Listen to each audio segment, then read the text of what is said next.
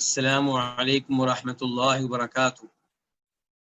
ان الحمد للہ نستغفره ونعوذ باللہ من شرور انفسنا ومن سیئات اعمالنا من يهده الله فلا مضل له ومن يضلل فلا هادي له واشهد ان لا اله الا الله وحده لا شريك له واشهد ان محمدا عبده ورسوله. يا أيها الذين آمنوا اتقوا الله حق تقاته ولا تموتن إلا وأنتم مسلمون. يا أيها الناس اتقوا ربكم الذي خلقكم من نفس واحدة وخلق منها زوجها وبث منهما رجالا كثيرا ونساء واتقوا الله الذي تساءلون به والأرحام إن الله كان عليكم رقيبا. يا أيها الذين آمنوا اتقوا الله وقولوا قولا سديدا يصلح لكم أعمالكم ويغفر لكم ذنوبكم ومن يطع الله ورسوله فقد فاز فوزا عظيما. أما بعد فإن خير الحديث كتاب الله وخير الهدي هدي محمد صلى الله عليه وسلم وشر الأمور محدثاتها وكل محدثة بدعة وكل بدعة ضلالة وكل ضلالة في النار. الوافی بما فی الصحیحین، یہ وہ کتاب ہے جو صحیح بخاری اور صحیح مسلم کی تمام تر احادیث پہ مشتمل ہے. اس کتاب کو کتاب کے مؤلف نے 10 مقاصد میں تقسیم کیا ہے. پہلا مقصد عقیدہ سے تعلق رکھتا ہے اور دوسرا مقصد علم سے تعلق رکھتا ہے. علم سے متعلقہ مقصد میں کئی کتب ہیں. ان میں سے دوسری کتاب ہے جمع القرآن و فضائل، قرآن جمع کرنا اور قرآن کے فضائل. تو دوسری کتاب اس میں وہ احادیث ہوں گی جن کا تعلق قرآن جمع کرنے سے ہے اور قرآن کے فضائل سے ہے. اس کتاب میں، دوسری کتاب میں کئی فصلیں ہیں. پہلی فصل تھی قرآن کریم جمع کرنے کے بارے میں، اور دوسری فصل ہے فضل تلاوت القرآن، قرآن کریم کی تلاوت کی فضیلت کے بارے میں. اس دوسری فصل میں کئی ابواب ہیں. ان میں سے 5واں باب آج ہم پڑھنے لگے ہیں. صفحہ نمبر 102، باب نمبر 5، باب ترتیل القرآن واجتناب الحد. قرآن کریم کو ٹھہر ٹھہر کر پڑھنا اور تیز تیز پڑھنے سے گریز کرنا، اجتناب کرنا، اس بارے میں یہ باب ہے. حدیث نمبر 175 175 قاف. اسے روایت کرنے پہ، جو حدیث ہم پڑھنے لگے ہیں، اسے روایت کرنے پہ امام بخاری اور امام مسلم دونوں کا اتفاق ہے. دونوں اس حدیث کو اپنی اپنی کتاب میں، اپنی اپنی صحیح میں لے کر آئے ہیں.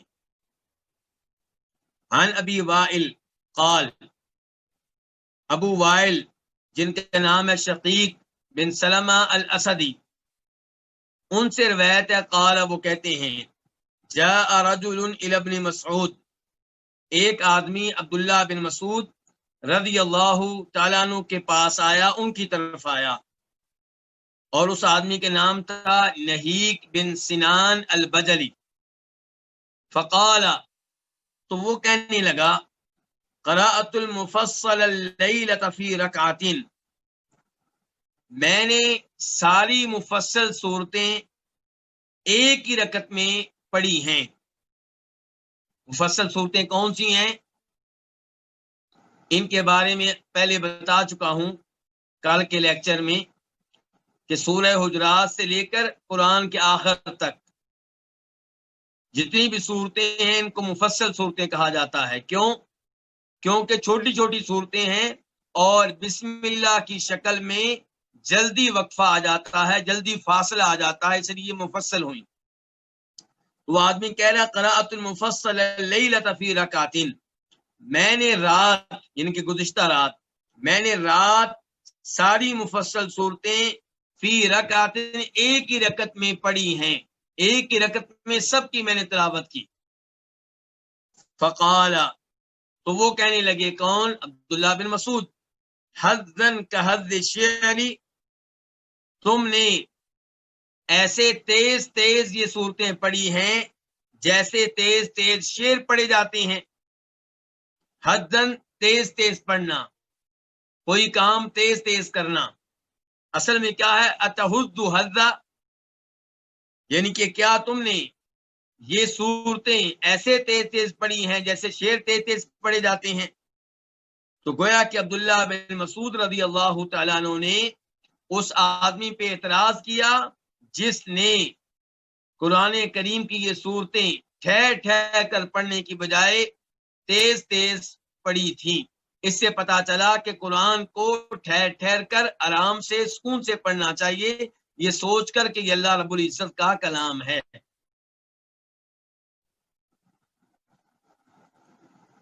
باب نمبر 6، باب حسن الصوت بالقراءة. قراء کس کو کہتے ہیں؟ قراءت کو، تلاوت کو. تلاوت کرتے ہوئے اچھی آواز نکالنا. حدیث نمبر 176 176 قاف. اس حدیث کے روایت کرنے پہ بھی امام بخاری اور مسلم کا اتفاق ہے. عن ابی ہریرہ انہ سمع النبی صلی اللہ علیہ وسلم یقول، جناب ابو ہریرہ سے روایت ہے، وہ کہتے ہیں کہ جناب ابو ہریرہ سے روایت ہے، انہوں نے نبی علیہ الصلوۃ والسلام کو یہ کہتے ہوئے سنا کہ ما اذن اللہ لشیء ما اذن لنبی حسن الصوت بالقرآن یجہر به. ما اذن اللہ، اللہ تعالی نے توجہ سے نہیں سنا، لشیء کسی چیز کو، ما اذن لنبی جس قدر اللہ نے توجہ سے سنا ہے اس نبی کو، حسن الصوت بالقرآن، جو اللہ کے کلام کی تلاوت کرتے ہوئے پیاری اور اچھی آواز نکالنے والا ہو، یجہر بھی، اس حال میں کہ وہ اپنی آواز کو بلند رکھے.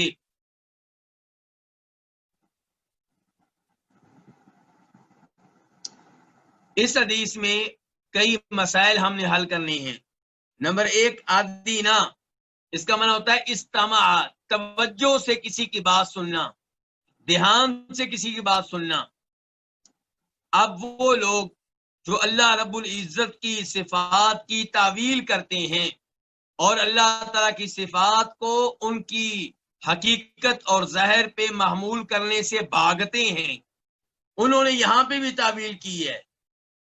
انہوں نے کہا ہے کہ یہ جو کہا گیا کہ اللہ تعالیٰ اس نبی کی آواز کو توجہ سے سنتا ہے جو پیاری آواز کے ساتھ اللہ کے کلام کی تلاوت کرے، اس سے مراد یہ ہے کہ اللہ تعالیٰ اس کو قرب عنایت کرتے ہیں اور اس کو اللہ تعالیٰ اجر و ثواب دیتے ہیں اور اس کی قرات کو قبول کر لیتے ہیں.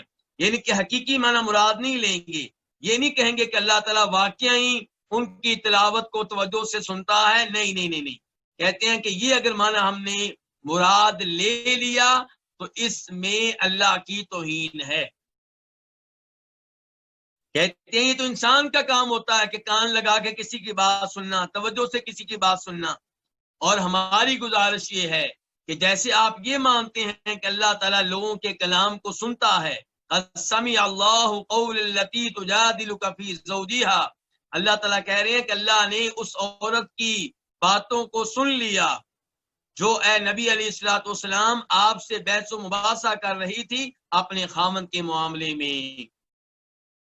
تو جیسے اللہ تعالیٰ سنتے ہیں ایسے یہاں پہ اللہ کے رسول نے کہا ہے، جو سب سے زیادہ اللہ تعالیٰ کی عزت کرنے والے، اللہ تعالیٰ سے محبت کرنے والے، اللہ کی شان کو جاننے والے، انہوں نے لفظ استعمال کیا ہے کہ اللہ تعالیٰ اس نبی کی آواز کو بڑی توجہ سے سنتا ہے جو اللہ کے کلام کو پیاری آواز کے ساتھ تلاوت کرتا ہے. تو اس لیے اس اللہ کی صفت کو اس کی حقیقت پہ محمول کیا جائے گا. اس کے بعد اس حدیث کا مسئلہ یہ ہے کہ یہ جو نبی آیا ہے لفظ، اس سے مراد کو خاص نبی ہے یا اس سے مراد ہر نبی ہے؟ اس سے مراد ہر وہ نبی ہے جو اچھی آواز کے ساتھ اللہ کے کلام کی تلاوت کرے۔ اگلا سوال یہ پیدا ہوگا کہ جو لفظ اس میں قرآن آیا ہے اس سے مراد کیا ہے؟ تو گزارش یہ ہے کہ قرآن کا لفظی معنی ہوتا ہے قرات کرنا، پڑھنا، اور قرآن وہ کتاب ہے جس کو پڑھا جاتا ہے، اس لیے اس کو قرآن کہتے ہیں۔ لیکن یہاں پہ قرآن سے مراد وہ کتاب نہیں ہے جو نبی علیہ الصلوۃ والسلام پہ نازل ہوئی، بلکہ اس سے مراد اللہ کا ہر وہ کلام ہے جو کسی بھی نبی پہ نازل ہوا، اور اس میں ہمارا قرآن بھی داخل ہے جو ہمارے اوپر نازل ہوا، ہمارے نبی پہ نازل ہوا۔ تو اب ترجمہ آپ دھیان سے دوبارہ سن لیں کہ ما اذن اللہ لشیء، اللہ تعالیٰ نے کسی چیز کو توجہ سے نہیں سنا، اللہ تعالیٰ کسی چیز کو اتنی توجہ سے نہیں سنتے جتنی توجہ سے اللہ تعالیٰ اس نبی کو سنتے ہیں جو اللہ کے کلام کی تلاوت میں پیاری آواز نکالنے والا ہو، یجہر بہ، اس حال میں کہ وہ اس کے ساتھ اپنی آواز کو بلند کر رہا ہو۔ تو خلاصہ کلام یہ ہے کہ جب اللہ کا کلام کوئی نبی پیاری آواز کے ساتھ بلند آواز سے پڑھتا ہے تو اللہ تعالیٰ اس کے اس تلاوت کو بڑی توجہ سے سنتے ہیں۔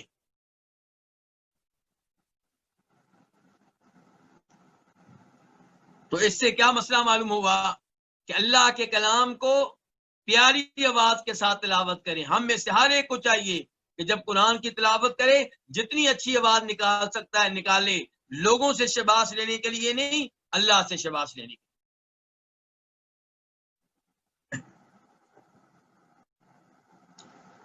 اس کے بعد کیا ہے؟ وفی روایت لہما، اور ان دونوں کی ایک روایت میں ہے، کن دونوں کی؟ بخاری اور مسلم کی۔ امام بخاری اور امام مسلم کی ایک روایت میں الفاظ یوں ہیں کہ ما اذن اللہ لشیء ما اذن للنبی یتغنى بالقرآن، کہ اللہ تعالی کسی چیز کو اتنی توجہ سے نہیں سنتے جتنی توجہ سے اللہ تعالی نبی کی آواز کو سنتے ہیں، یتغنى بالقرآن، جو کہ قرآن کو خوبصورت آواز سے پڑھ رہے ہوں۔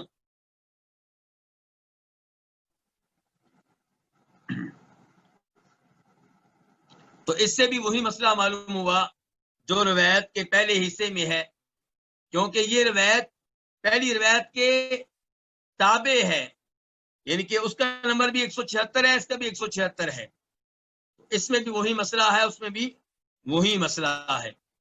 اس کے بعد وفی روایت للبخاری، اور بخاری کی ایک روایت میں ہے قال رسول اللہ صلی اللہ علیہ وسلم، کہ نبی صلی اللہ علیہ وسلم نے فرمایا لیس منا، وہ ہم میں سے نہیں ہے، من لم یتغنى بالقرآن، جو خوبصورت آواز سے قرآن کی تلاوت نہ کرے، وہ ہم میں سے نہیں ہے۔ کیا اس کا مطلب یہ ہے کہ مسلمان نہیں ہے؟ نہیں، اس کا معنی یہ نہیں ہے۔ اس کا معنی یہ ہے کہ وہ ہم میں سے نہیں ہے، ان کے ہمارے طریقے پہ نہیں ہے۔ اللہ کے رسول علیہ السلام کا طریقہ یہ ہے کہ اللہ کا کلام پیاری آواز کے ساتھ پڑھا جائے، اور جو اللہ کا کلام پڑھے اس کی تلاوت کرے لیکن تلاوت کرتے ہوئے پیاری آواز نہ نکالے تو فرمایا وہ ہم میں سے نہیں ہے، یعنی کہ وہ ہمارے طریقے پہ نہیں ہے۔ تو لیس منا، ہم میں سے نہیں ہے، من لم یتغنى بالقرآن، جو قرآن کی تلاوت میں خوبصورت آواز نہ نکالے۔ تو قرآن کی جب بھی تلاوت کریں تو پیاری سی آواز نکالیں، لیکن اس کا مطلب یہ نہیں ہے کہ تلاوت کرتے ہوئے وہ تکلف ہو جو کئی قاری اختیار کرتے ہیں۔ تلاوت جب کر رہے ہوتے ہیں ان کا چہرہ یعنی کہ وہ دیکھنے والا ہوتا ہے اور پورے جسم کو وہ تھکا رہے ہوتے ہیں اور ایک تکلف نظر آ رہا ہوتا ہے، اور یہ کہ ایک ہی سانس میں میں نے اتنی آیتیں پڑھ دینی ہیں، تو یہ چیزیں ان احادیث کے مفہوم میں داخل نہیں ہیں۔ تکلف کے بغیر پیاری آواز نکالیں، لیکن یہ نہیں کہ آپ اس انداز سے تلاوت کریں کہ جو تلاوت سن رہی ہیں ان کو آپ پہ رحم آئے کہ بیچارہ کہیں فوت ہی نہ ہو جائے. یہ انداز نہیں ہونا چاہیے. آپ نے دیکھا ہوگا مسجد نبوی اور مسجد حرام کے ائمہ کرام کو، ان کی تلاوت کا انداز بہت ہی پیارا ہے. آپ شیخ شلیم کو دیکھ لیں، تکلف کے بغیر بہت ہی عمدہ آواز سے تلاوت کرتے ہیں. اور اب ہے حدیث نمبر 177 177 قاف. اس حدیث کے روایت کرنے پہ بھی امام بخاری اور امام مسلم کا اتفاق ہے. عن ابی موسیٰ رضی اللہ عنہ عن النبی صلی اللہ علیہ وسلم قال له. ابو موسیٰ اشعری رضی اللہ عنہ سے روایت ہے، وہ نبی علیہ الصلوۃ والسلام سے روایت کرتے ہیں، قال له، کہ آپ نے اس سے کہا. کس سے کہا؟ ابو موسیٰ اشعری سے کہا، یا ابا موسیٰ، اے ابو موسیٰ، لقد اوتیت مزمارا من مزامیر آل داود. یقیناً، لام کا معنی کیا ہے؟ یقیناً. قد کا معنی بھی یقیناً. یہ دونوں لفظ تاکید کے لیے آتے ہیں. یقیناً، بے شک، یقیناً تمہیں آل داود کی خوبصورت آوازوں میں سے ایک خوبصورت آواز دی گئی ہے. مزمار بنیادی طور پہ میوزک کے آلات میں سے ایک آلہ کو کہتے ہیں، موسیقی کے آلات میں سے ایک آلے کو کہتے ہیں، اور زیادہ امید یہ ہے کہ بانسری کو کہتے ہیں. تو آپ نے اس لفظ کا استعمال کیا خوبصورت آواز کے لیے. فرمایا لقد اوتیت مزمارا، یقیناً تمہیں آل داود کی خوبصورت آوازوں میں سے خوبصورت آواز دی گئی ہے. داود علیہ السلام جب زبور کی تلاوت کرتے تھے تو ان کی آواز بڑی پیاری ہوتی تھی. تو آپ نے ابو موسیٰ اشعری کی آواز سنی، بہت پیاری تھی، بہت اچھی لگی. تو آپ نے کہا کہ تمہیں یقیناً آل داود کی خوبصورت آوازوں میں سے ایک خوبصورت آواز دی گئی ہے. تو اس سے بھی پتہ چلا کہ جب تلاوت کریں پیاری آواز سے کریں، خوبصورت آواز سے کریں.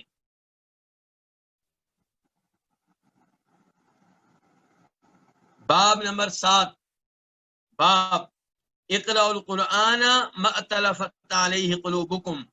قرآن کی تلاوت کرو جب تک اس پہ تمہارے دل ایک رہیں. قرآن پڑھتے رہو اس وقت تک جب تک قرآن کی تلاوت پہ تمہارے دل ایک رہیں، یعنی کہ جب تک تم میں اختلاف واقع نہ ہو. حدیث نمبر 178 178 قاف. عن جندب بن عبد اللہ عن النبی صلی اللہ علیہ وسلم قال اقرأوا القرآن ما ائتلفت قلوبکم فإذا اختلفتم فقوموا عنہ. جندب بن عبداللہ سے روایت ہے، وہ نبی صلی اللہ علیہ وسلم سے روایت کرتے ہیں کہ آپ نے فرمایا اقرأ القرآن، قرآن کی تلاوت کرتے رہو. کب تک؟ فرمایا ما ائتلفت قلوبکم، جب تک تمہارے دل ایک رہیں، جب تک تمہارے دل جمع رہیں. فإذا اختلفتم، اور جب تم میں اختلاف شروع ہو جائے، کس کے معاملے میں؟ قرآن کے معاملے میں. فقوموا عنہ، تو تم پھر اس سے اٹھ جاؤ. یعنی کہ اس وقت تک تم قرآن کی تلاوت کرتے رہو جب تک تمہارے درمیان قرآن کے معاملے میں کوئی ایسی چیز واقع نہ ہو جس کی وجہ سے آپس میں نفرت پیدا ہو جائے. جب نفرت پیدا شروع ہو جائے تو پھر تم اٹھ جاؤ. یہ فرمایا ہے نبی علیہ الصلوۃ والسلام نے، ان کے پھر آرام کر لو، مزید تلاوت کسی اور وقت کر لینا.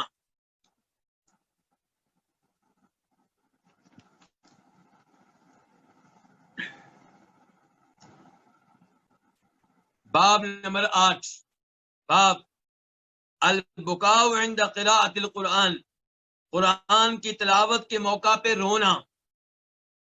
حدیث نمبر 179 قاف. اسے روایت کرنے پہ بھی امام بخاری اور مسلم کا اتفاق ہے. عن عبداللہ بن مسعود قال، عبداللہ بن مسعود رضی اللہ تعالیٰ عنہ سے روایت ہے، وہ کہتے ہیں قال رسول اللہ صلی اللہ علیہ وسلم، کہ اللہ کے رسول صلی اللہ علیہ وسلم نے فرمایا اقرأ علیہ، میرے سامنے تلاوت کرو، یعنی کہ تم تلاوت کرو میں سنوں گا. اقرأ علیہ، میرے سامنے تلاوت کرو. قال، وہ کہتے ہیں کون؟ عبداللہ بن مسعود.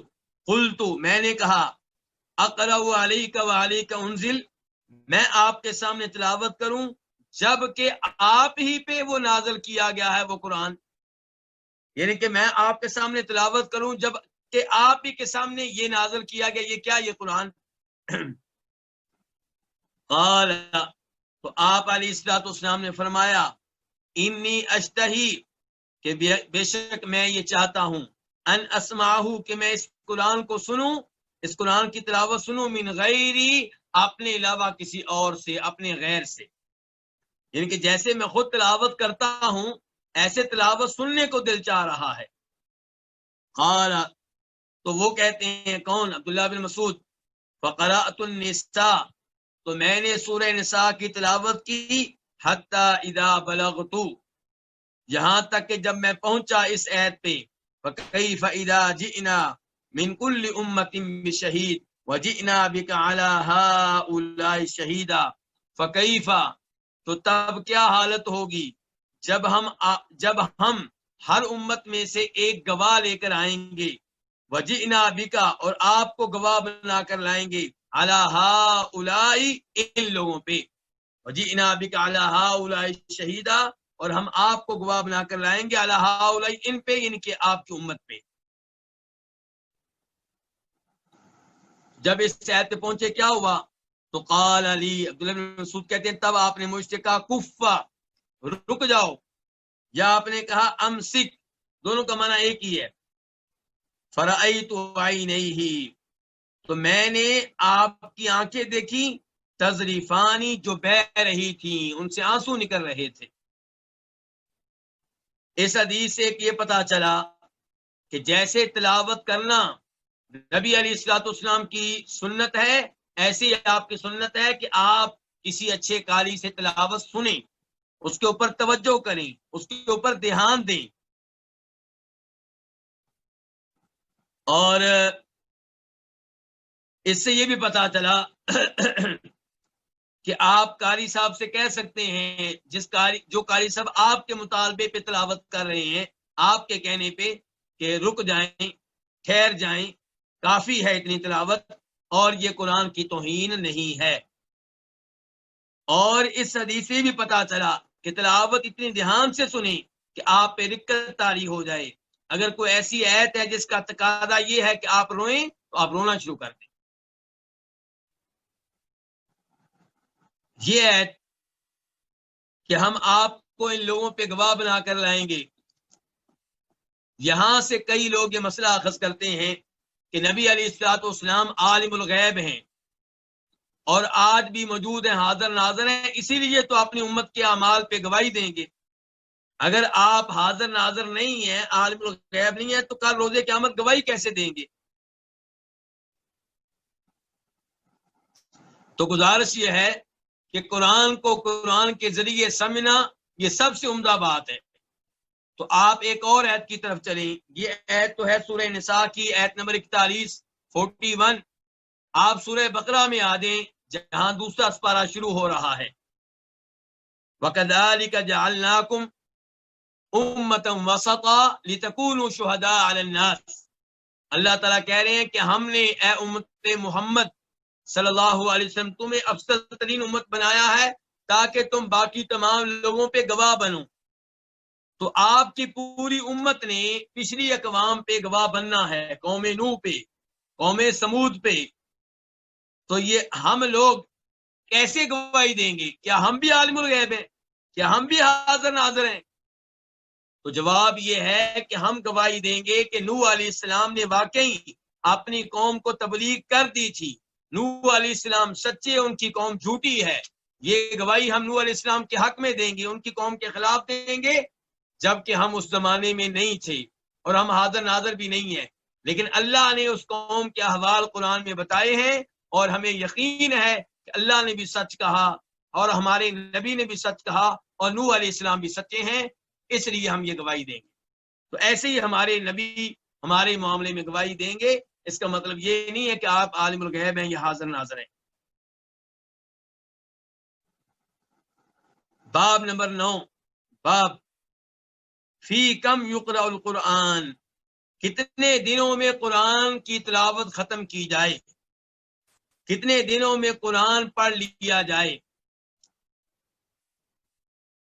آپ جانتے ہیں کہ اس معاملے میں نبی علیہ الصلوۃ والسلام کی حدیث ہے کہ جس نے 3 دنوں سے کم میں قرآن ختم کیا اس نے قرآن نہیں سمجھا.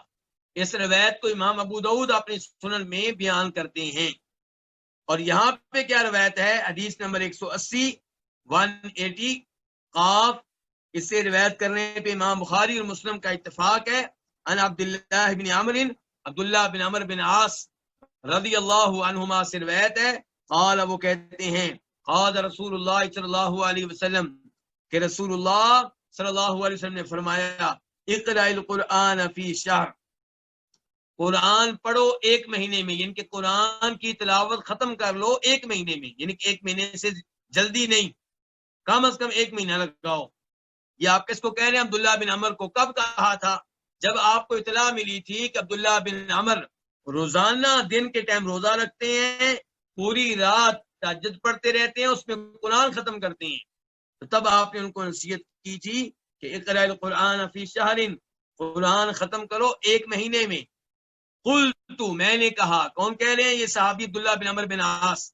انی اجد قوتن، کہ میں قوت پاتا ہوں، مجھ میں طاقت ہے 1 مہینے سے پہلے ختم کرنے کی. میں 20 دنوں میں، 15 دنوں میں، 10 دنوں میں اس سے پہلے ختم کر سکتا ہوں.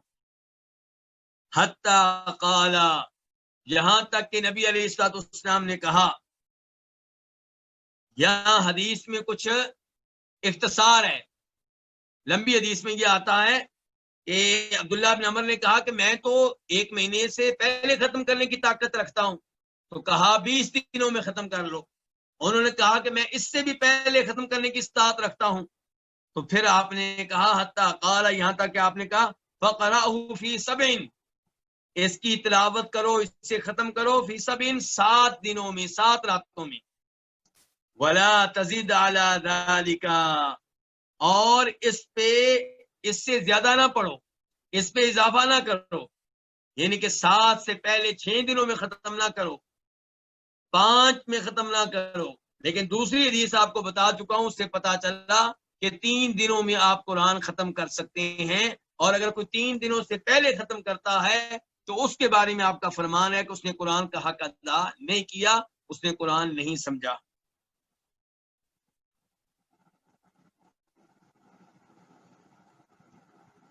وَلَفْظُ مُسْلِمٍ، اور مسلم شریف کے الفاظ ہیں کہ قال، آپ نے کہا تھا فقرأہ فی کل 7، اس کی تلاوت کرو، قرآن کی تلاوت کرو، قرآن کو ختم کرو ہر 7 راتوں میں. ولا تزد علی ذلک، اور اس پہ اضافہ نہ کرو، یعنی کہ 6 میں نہیں، 5 میں نہیں، 7 دنوں میں، 7 راتوں میں. فإن لزوجک علیک حقا، 7 دنوں سے پہلے قرآن ختم کرنے کی اجازت کیوں نہیں ہے؟ آپ نے سبب بتا دیا. فرمایا فإن لزوجک علیک حقا، کیونکہ تمہاری بیوی کا تمہارے اوپر حق ہے. جب تم صبح و شام تلاوت کرتے رہو گے، روزے رکھتے رہو گے، تو بیوی کو ٹائم کون دے گا؟ بیوی کے پاس کون بیٹھے گا؟ بیوی کا حق کون ادا کرے گا؟ تو فرمایا تمہاری بیوی کا تمہارے اوپر حق ہے. یہاں سے پتا چلا اسلام میں اعتدال ہے. یہ جو ہم سنتے ہیں نا فلاں پیر صاحب ایک پاؤں پہ کھڑے ہو کے اللہ کی عبادت کرتے رہے، اور سننے والے کہتے ہیں واہ سبحان اللہ، یہ سب باتیں شریعت کے خلاف ہیں. شریعت میں یہ فضول چیزیں نہیں ہیں. ایسے ہی فلاں پیر صاحب نے کبھی گوشت نہیں کھایا، کیوں نہیں کھایا؟ اللہ کی نعمت کو کیوں ریجیکٹ کیا؟ فلاں پیر صاحب نے کبھی دودھ نہیں پیا، فلاں پیر صاحب نے کبھی شہد نہیں کھایا. یہ سب چیزیں غلط ہیں، اور جن کو ہماری پبلک اپنی نا علمی کی وجہ سے تحسین کی نگاہوں سے دیکھتی ہے.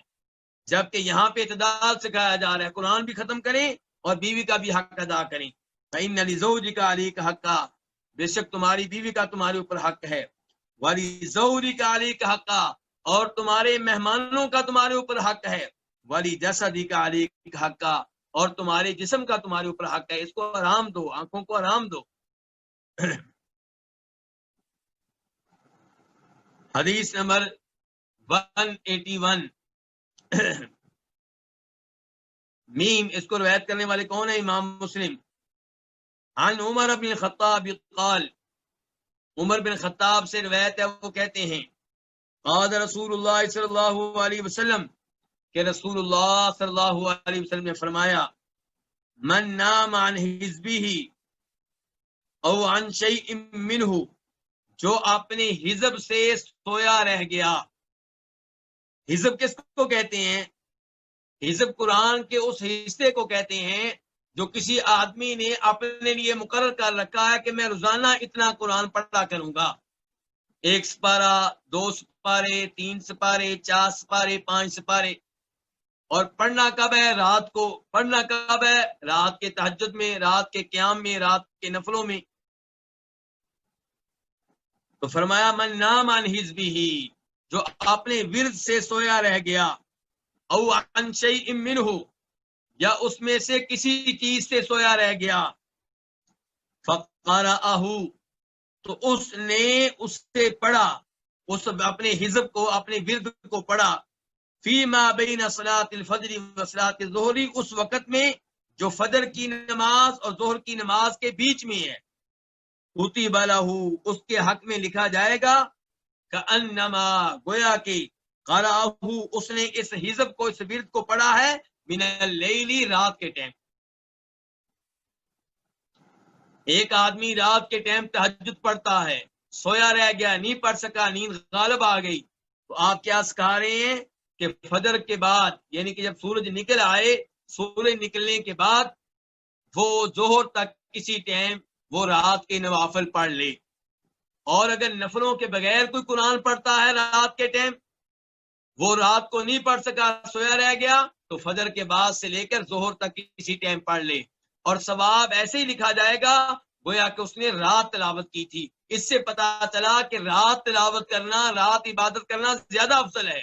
لیکن اس کو جو روزانہ رات کو پڑھتا ہے، اگر کسی دن کسی عذر کی وجہ سے رہ گیا، دن کے ٹائم پڑھ رہا ہے، تو اس کو رات والا ثواب ملے گا۔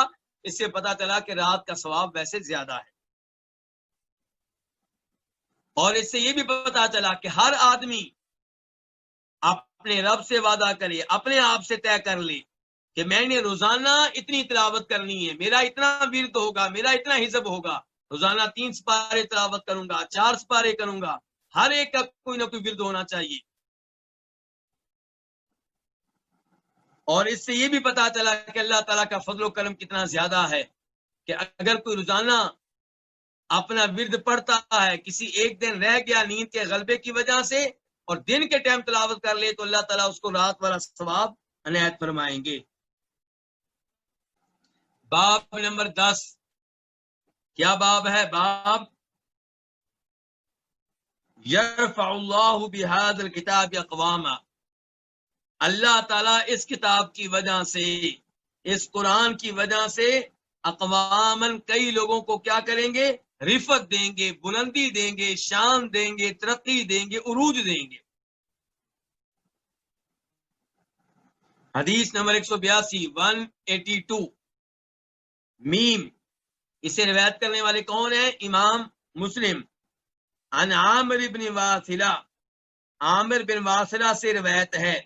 یہ عامر بن واصلہ اللیثی، ان کی کنیت ہے ابو الطفیل، اور یہ 110 ہجری میں فوت ہوئے ہیں۔ نبی علیہ السلام کا فوت ہوئے تھے سن 11 ہجری میں، اور یہ کب فوت ہوئے؟ 110 ہجری میں۔ جب اللہ کے رسول فوت ہوئے تب یہ 8 سال کے تھے۔ احد والے سال یہ صحابی پیدا ہوئے ہیں، عامر بن واصلہ، اور جب فوت ہوئے ہیں تو کون سا سال تھا؟ 110 ہجری۔ اور یہ صحابہ کرام میں سے فوت ہونے کے لحاظ سے سب سے آخری صحابی ہیں۔ تو ان سے روایت ہے کہ ان نافع بن عبد الحارث، کہ نافع بن عبد الحارث، یہ کون ہے؟ نافع بن عبد الحارث الخزاعی، یہ بھی صحابی ہیں۔ ان کو جناب عمر فاروق نے مکہ کا گورنر مقرر کر رکھا تھا، اور یہ جناب عمر فاروق سے ملنے کے لیے مکہ سے باہر ایک وادی عثمان میں آئے، جبکہ عمر فاروق حج کے لیے مکہ میں آنے والے تھے۔ انہوں نے آگے نکل کے جناب عمر فاروق کا استقبال کیا، ان سے ملاقات کی۔ تو نافع بن عبد الحارث لاقیہ، انہوں نے ملاقات کی، عمرہ جناب عمر سے کہاں؟ بعصفان، وادی عصفان میں جو مکہ کے قریب ہے۔ وکان عمر یستعملہ علی مکہ، اور جناب عمر یستعملہ، اس سے گورنر بنائے ہوئے تھے، کس کو؟ نافع کو۔ کہاں پہ؟ علی مکہ، مکہ پہ۔ فقال، تو انہوں نے کہا، کنہوں نے؟ عمر فاروق نے، من استعملت علی اہل الوادی، کس کو اپنا نیب بنا کر آئے ہو؟ علی اہل الوادی، وادی والوں پہ، یعنی کہ مکہ والوں پہ، وادی مکہ پہ کس کو اپنا نیب مقرر کر کے آئے ہو؟ حکومت مکہ کی کس کے حوالے کر کے آئے ہو؟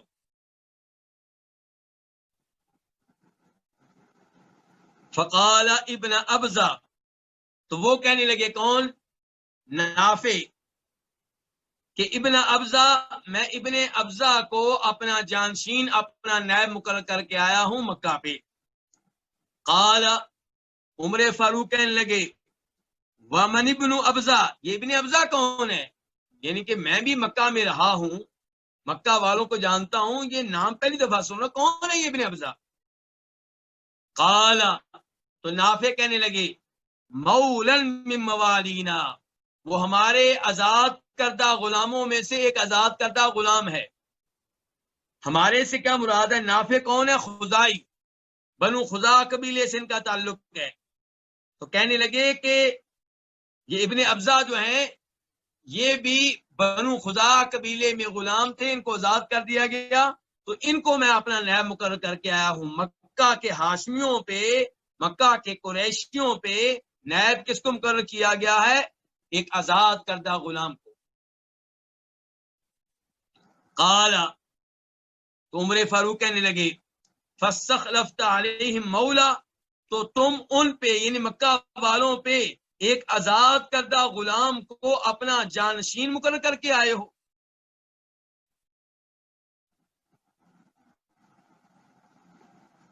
ان الفاظ کا مطلب کیا ہے؟ کیا جناب عمر فاروق ناراض ہو رہے ہیں؟ نہیں نہیں نہیں نہیں، حیران ہو رہے ہیں، تعجب کر رہے ہیں کہ ایک آزاد کردہ غلام کو ہاشمیوں اور قریشیوں پہ حکمران مقرر کر کے آئے ہو، کیا خوبی ہے؟ کو تعارف کراؤ، سبب کیا ہے؟ قال، تو نافع کہنے لگے، انہو قاری لکتاب اللہ، بے شک وہ کون؟ ابن ابزہ، قاری ہیں لکتاب اللہ، اللہ کی کتاب کے، وانہ عالم بالفرائض، اور وہ عالم ہیں، ماہر ہیں، ماسٹر ہیں، کس کے؟ علم وراثت کے، علم فرائض کے۔ لو جی، حکومت مل گئی ہے ابن ابزہ کو، کس بنیاد پہ؟ اس وجہ سے کہ قرآن پڑھنا آتا ہے، اس وجہ سے کہ قرآن، اور نبی علیہ السلام کے زمانے میں، صحابہ کرام کے زمانے میں جو قاری ہوتا تھا، وہ سادہ قاری نہیں ہوتا تھا، ان کے زمانے کا قاری قرآن کا مفسر ہوتا، قرآن کا ماہر ہوتا، قرآن کا عالم ہوتا، قرآن کے احکام و مسائل پہ اسے عبور ہوتا۔ تو قرآن کے اس قاری کو حکومت ملی ہے قرآن کی وجہ سے۔ اور آج لوگ سمجھتے ہیں کہ اگر کسی اسلامی ملک کی ذمہ داری کسی عالم دین کو دے دی جائے تو شاید وہ حکومت نہیں چلا سکے گا، کیونکہ اس کو تو انگریزی نہیں آتی۔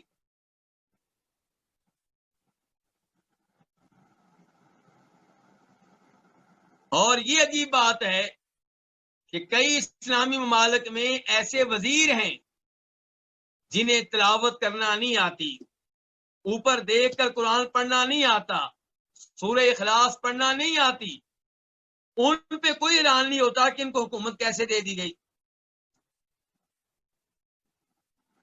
حالانکہ اسلامی ملک میں حکومت چلانے کے لیے کتاب و سنت پہ عبور ہونا ضروری ہے، اور عربی آنا، عربی زبان سیکھنا، اس کی بہت زیادہ اہمیت ہے۔ جب عربی زبان سیکھے بغیر اسلامی حکومت میں آپ حکومت کر سکتے ہیں، تو عالم دین قرآن جاننے کی وجہ سے حکومت کر سکتا ہے۔ تو بہرحال یہاں سے پتا چلا کہ قرآن کی وجہ سے اس غلام کو کتنی شان ملی ہے، کتنا مقام ملا قرآن کی وجہ سے دنیا میں، اور اللہ آخرت میں بھی دے گا۔ تو کیا خوبیاں؟ دو خوبیاں، نمبر ایک اللہ کی کتاب کے قاری ہیں، نمبر دو علم وراثت کے ماہر ہیں۔ علم وراثت کو جانتے ہوں گے آپ، کوئی فوت ہو جائے تو اس کا مال کیسے تقسیم ہوگا، کس کو کتنا حصہ ملے گا، اس علم کو کہتے ہیں علم وراثت، علم فرائض بھی کہتے ہیں۔ قال عمر، جناب عمر فاروق کہنے لگے جب انہوں نے یہ باتیں سنی کہ ابن ابزا کو اس وجہ سے حکومت ملی ہے، عمر فاروق کہنے لگے اما، خبردار، ان نبیکم صلی اللہ علیہ وسلم، یقیناً تمہارے نبی علیہ السلام نے قد قال، فرمایا تھا کہ ان اللہ، بے شک اللہ تعالی، یرفع، رفت دے گا، بلندی دے گا، عروج دے گا، ترقی دے گا، بہذا الکتاب، اس کتاب کی وجہ سے، اس قرآن کی وجہ سے، اقواما، کئی لوگوں کو، ویضع بہ، اور اس کی وجہ سے اللہ تعالی ذلیل کر دے گا، نیچے گرا دے گا، نیچے لے آئے گا، زوال دے گا، آخرین، اور لوگوں کو۔ کیا مطلب ہے اس حدیث کا؟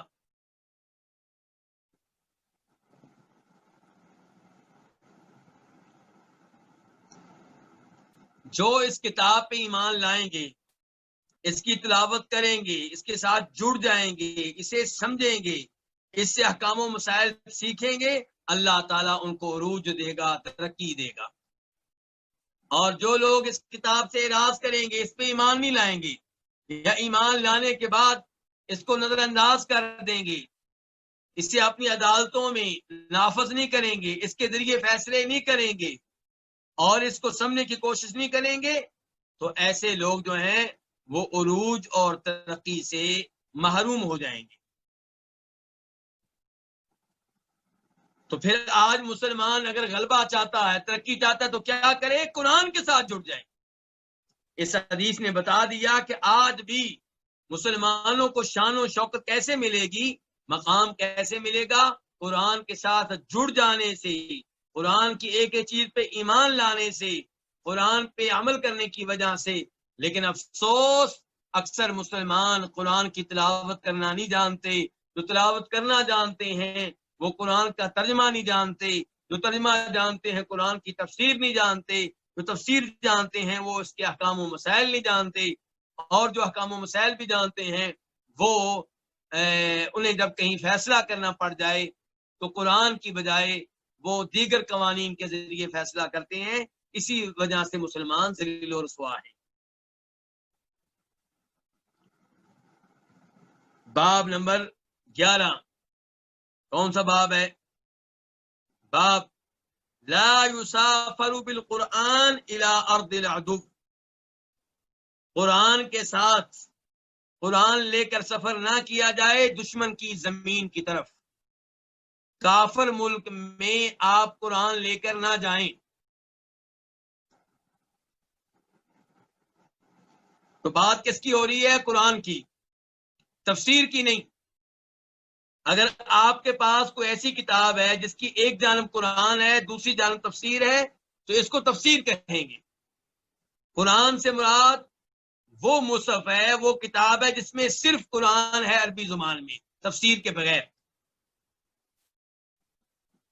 تو آپ نے قرآن کافروں کے ملک میں لے جانے سے روکا، اور ایک حدیث میں اس کی وجہ بھی بیان کی، کیوں روکا؟ فرمایا اس لیے کہ کہیں دشمن یہ قرآن چھین نہ لے، یعنی کہ پھر وہ اس کی توہین کرے گا۔ تو اگر کوئی ایسا کافر ملک ہے جس میں قرآن کی توہین کا خطرہ نہیں ہے، وہاں پہ آپ قرآن کی کاپی لے جا سکتے ہیں، قرآن لے جا سکتے ہیں۔ اور جہاں پہ خطرہ ہو کہ قرآن کی توہین ہوگی، وہاں پہ آپ قرآن لے کر نہ جائیں۔ اب آپ سوال کریں گے کہ وہاں کے مسلمان پھر تلاوت کیسے کریں گے؟ تو بھئی ایسا ملک جہاں پہ قرآن کی توہین ہوتی ہو، جہاں پہ ہماری یہ مقدس کتاب محفوظ نہ ہو، وہاں پہ آپ کو رہنے کی ضرورت کیا ہے؟ ایسے ملک کو چھوڑ کر کسی اور اسلامی ملک میں منتقل ہو جائیں جہاں پہ آپ کو آسانی سے رہائش مل سکتی ہو. لیکن وہ کافر ممالک میں پھر کہہ رہا ہوں جہاں پہ قرآن کی توہین کا خطرہ نہیں ہے وہاں پہ آپ قرآن لے جا سکتے ہیں. حدیث نمبر 183 183 قاف. اس حدیث کے روایت کرنے پہ اتفاق ہے کس کا؟ امام بخاری کا اور امام مسلم کا. عن عبداللہ ابن عمر رضی اللہ عنہما, عبداللہ بن عمر رضی اللہ عنہما سے روایت ہے ان رسول اللہ صلی اللہ علیہ وسلم نہا کہ نبی علیہ الصلوۃ والسلام نے روکا ان یسافر بالقرآن الی ارض العدو, اس بات سے کہ قرآن کو لے کر سفر کیا جائے دشمن کی زمین کی طرف. وفی روایت لمسلم, اور مسلم کی ایک روایت میں ہے قالا, وہ کہتے ہیں کون؟ عبداللہ بن عمر. قال رسول اللہ صلی اللہ علیہ وسلم, کہ رسول اللہ صلی اللہ علیہ وسلم نے فرمایا لا تسافروا بالقرآن, کہ قرآن کے ساتھ سفر نہ کرو.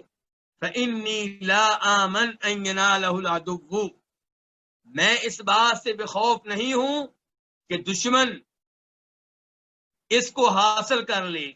پھر کہ تم قرآن لے کر جاؤ گے دشمن کی زمین پہ تو خطرہ یہ ہے کہ کافر تم سے چھین لیں گے اور اس کی توہین کریں گے.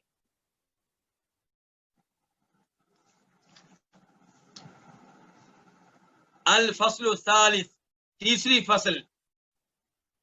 تیسری فصل میں کیا ہے, کس بارے میں ہے؟ فضل بعض السور والآیات, کچھ صورتوں کی اور آیتوں کی فضیلت. فصل ثانی کیا تھی؟ دیکھیں ذرا پیج نمبر 100. تو فصل ثانی تھی قرآن کی تلاوت کی فضیلت, پورے قرآن کی بات ہو رہی تھی. اور اب فصل ثالث کیا ہے؟ صورتوں کی فضیلت, فلاں صورت کی یہ فضیلت ہے, فلاں آیت کی یہ فضیلت ہے. یہ اب پورے قرآن کی بات نہیں ہوگی. فضل بعض السور والآیات, بعض صورتوں اور آیتوں کی فضیلت. باب نمبر 1, باب فضل سورۃ الفاتحہ, سورہ فاتحہ کی فضیلت. حدیث نمبر 184 میم. اس حدیث کو روایت کرنے والے کون ہیں؟ امام مسلم.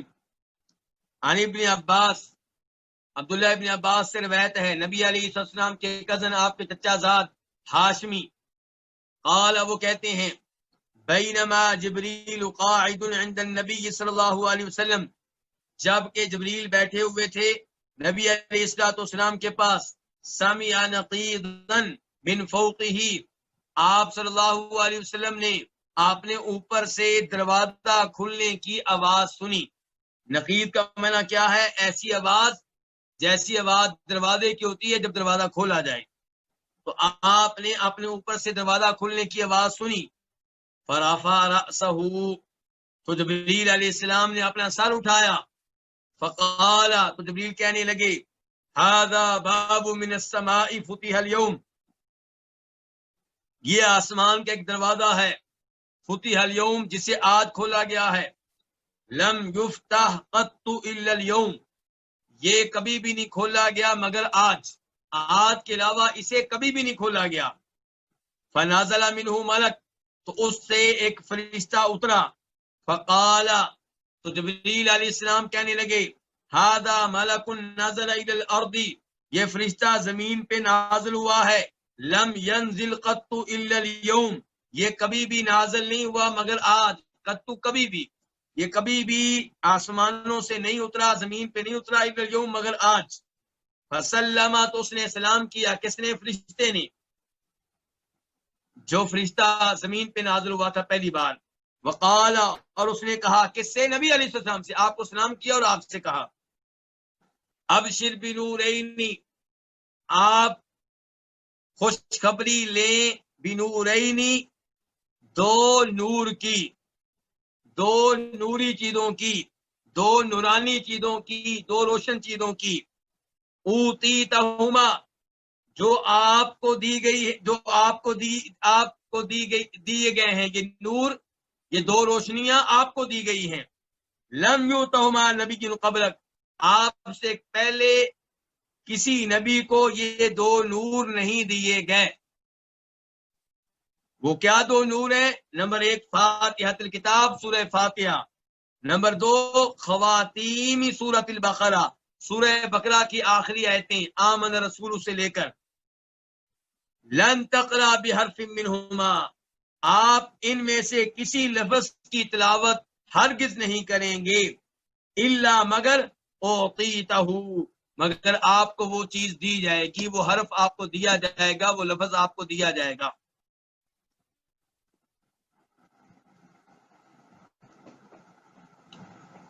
حدیث آپ لوگوں نے سن لی، بڑی عظیم حدیث ہے کہ فرشتہ کہہ رہا ہے آپ خوشخبری لیں دو نور کی، یہ دو نور آپ سے پہلے کسی نبی کو کبھی نہیں ملے، ایک سورہ فاتحہ اور ایک سورہ بقرہ کی آخری آیتیں، آپ ان میں سے کوئی بھی لفظ پڑھیں گے تو آپ کو وہ ملے گا۔ کیا مطلب؟ جو لفظ پڑھیں گے اس لفظ کے مطابق جو چیز بنتی ہوگی وہ آپ کو ملے گی۔ مثال کے طور پہ سورہ بقرہ کے آخر میں کیا ہے؟ اغفر لنا، اے اللہ میں معاف کر دے، جب آپ یہ پڑھیں گے تو اللہ تعالیٰ آپ کے گناہ معاف کرے گا۔ اس حدیث سے کیا پتا چلا؟ نمبر 1 آسمانوں کے دروازے ہیں، ہمیں نظر نہیں آتے لیکن حدیث میں آ گیا، ہمارا ایمان ہے۔ نمبر 2 نبی علیہ السلام کی فضیلت معلوم ہوئی کہ آپ کو یہ دو نور دیے گئے جو آپ سے پہلے کبھی کسی نبی کو نہیں ملے۔ نمبر 3 اس حدیث سے پتا چلا کہ فرشتوں پہ ایمان لانا ہوگا، اور فرشتوں کے بارے میں جو بھی باتیں اس حدیث میں دیگر حدیث میں آئی ہیں وہ سب ماننی چاہیے۔ چوتھے نمبر پہ پتا چلا کہ قرآن پہلی کتب سے افضل کتاب ہے، کیونکہ قرآن میں یہ دو نور ہیں جو پرانی کسی کتاب میں نہیں ہیں۔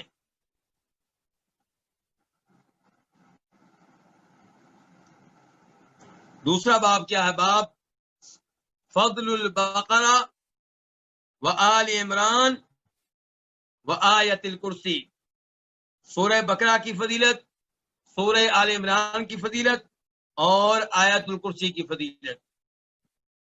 حدیث نمبر 185 قاف، اس حدیث کو روایت کرنے والے امام بخاری اور مسلم، عن ابی مسعود البدری، ابو مسعود بدری سے روایت ہے جن کا نام ہے عقبہ بن عمرو الانصاری، قال، وہ کہتے ہیں قال رسول اللہ، کہ رسول اللہ صلی اللہ علیہ وسلم نے فرمایا، الآیتان من آخری سورۃ البقرہ، سورہ بقرہ کے آخر سے دو آیتیں، آمن رسول، سورہ بقرہ کے آخر سے دو آیتیں، من قرأہما، جو ان کی تلاوت کرے، فی لیلۃ، کسی بھی رات میں، کافاتاہ، تو یہ دو آیتیں اس کے لیے کافی ہو جائیں گی۔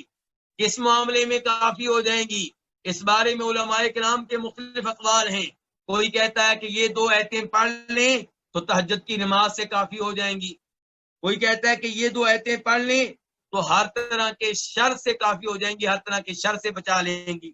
بہرحال اس سے سورہ بقرہ کی آخری دو آیتوں کی فضیلت ہمیں معلوم ہو گئی ہے۔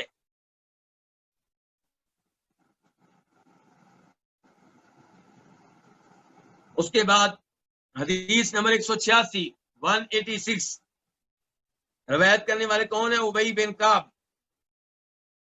اور امام کون سے ہیں؟ امام مسلم۔ تو امام مسلم کس سے روایت کر رہے ہیں؟ ابی بن کعب الانصاری الخزرجی سے، قال، کہتے ہیں، کون؟ ابی کہتے ہیں، قال رسول اللہ صلی اللہ علیہ وسلم، کہ اللہ کے رسول علیہ السلام نے فرمایا، یا ابا المنذر، اے ابو منذر، ابو منذر کنیت ہے کس کی؟ ابی بن کعب کی۔ اے ابو منذر، اتدری، کیا تم جانتے ہو، ایو آیت من کتاب اللہ معک اعظم، اللہ کی کتاب میں سے کون سی آیت ہے جو آپ کے پاس ہے؟ اعظم، جو سب آیتوں سے بڑھ کر عظیم ہے، سب سے زیادہ فضیلت والی ہے۔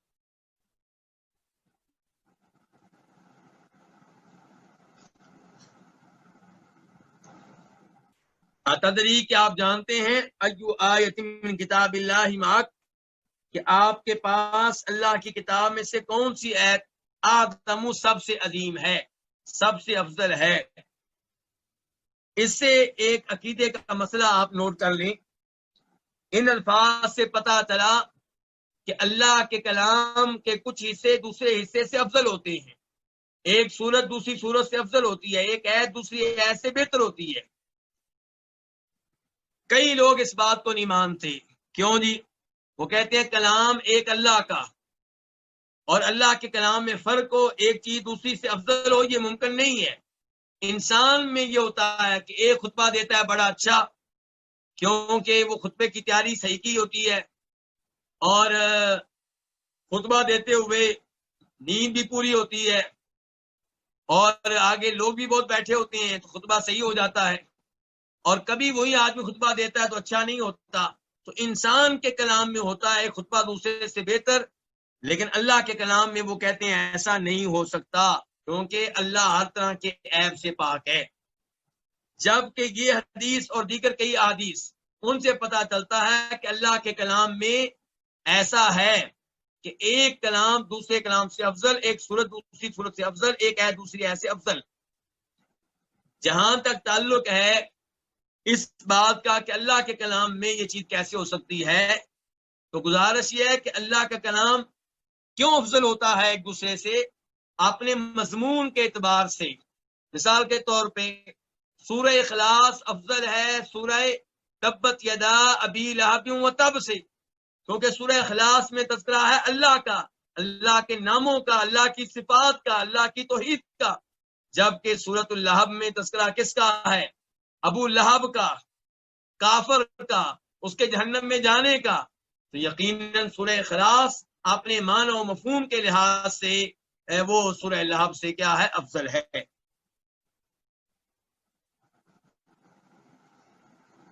تو یہی کچھ معلوم ہو رہا ہے اللہ کے رسول کے الفاظ سے کہ اللہ کی کتاب میں سے کون سی آیت سب سے زیادہ عظیم ہے، ان کے باقی آیتوں سے افضل ہے۔ قال، وہ کہتے ہیں کون؟ ابی بن کعب، قلت، میں نے کہا، اللہ و رسول عالم، اللہ کے رسول زیادہ بہتر جانتے ہیں۔ قال، تو آپ نے کہا، یا ابا المنذر، آپ نے پھر کہا اے ابو منذر، اتدری، کیا جانتے ہو، ایو آیت من کتاب اللہ معک آدم، تمہارے پاس اللہ کی کتاب میں سے کون سی آیت سب سے عظیم ہے؟ قال، وہ کہتے ہیں قلت، میں نے کہا، اللہ لا الہ الا هو الحی القیوم، یعنی کہ یہ آیت الکرسی جو ہے، اللہ لا الہ الا هو الحی القیوم، یہ سب سے افضل ہے۔ یہ کون کہہ رہے ہیں؟ ابی بن کعب۔ قال، ابی کہتے ہیں، فضرب، تو نبی علیہ السلام نے مارا، فی صدری، میرے سینے میں، یعنی کہ آپ نے خوشی سے میرے سینے پہ ہاتھ مارا۔ وقال، اور کہا، واللہ، اللہ کی قسم، لیہنک العلم ابا المنذر، اے ابو منذر، تمہیں یہ علم باپ مبارک ہو۔ لیہنکا، چاہیے کہ مبارک ہو، العلم، یہ علم، تمہیں، ابا المنذر، اے ابو منذر۔ تو اس حدیث سے ایک تو پتہ چلا کہ آیت الکرسی کی فضیلت، اور یہ باب کے مطابق ہے۔ دوسرے نمبر پہ ابی بن کعب کی فضیلت کا پتہ چلا قرآن کے میدان میں، اس لیے اللہ کے رسول نے سوال ان سے کیا۔ تیسرے نمبر پہ آیت الکرسی کی فضیلت کا علم ہوا۔ تو آیت الکرسی قرآن کریم کی آیتوں، اور کئی علماء کرام نے لکھا ہے کہ آیت الکرسی میں 16 ضمیریں آتی ہیں جو اللہ تعالیٰ کی طرف لوٹ رہی ہیں۔ مثال کے طور پہ لا تأخذہ، اس کو نہیں پکڑتی اونگ، اونگ اس پہ غالب نہیں آتی، اس پہ کس پہ؟ اللہ پہ۔ تو اس طرح کی ضمیریں جو ہے 16 کے قریب ہیں، اور ہر ضمیر اللہ کی عظمت پہ دلالت کر رہی ہے۔ اور اس صورت میں اللہ کے کافی نام ہیں، اللہ کی صفات ہیں، اللہ کا تذکرہ ہے، اس لیے یہ آیت جو ہے سب سے عظیم آیت ہے، آیت الکرسی۔ اور اس حدیث سے بھی پتہ چلا کہ آپ دوسروں سے دینی سوال کریں تاکہ ان کے علم میں اضافہ ہو، اور جب کچھ صحیح جواب دے تو اس کی حوصلہ افزائی کریں، اسے شاباش دیں، اسے دعائیں دیں۔ حدیث نمبر 187 میم، اس کو روایت کرنے والے کون ہیں؟ امام مسلم۔ عن ابی ہریرہ، ابو ہریرہ رضی اللہ تعالیٰ عنہ سے روایت ہے، ان رسول اللہ صلی اللہ علیہ وسلم قال، کہ نبی علیہ الصلوۃ والسلام نے فرمایا، لا تجعلوا بیوتکم مقابر، اپنے گھروں کو قبرستان نہ بناؤ۔ کیا مطلب ہے اس کا؟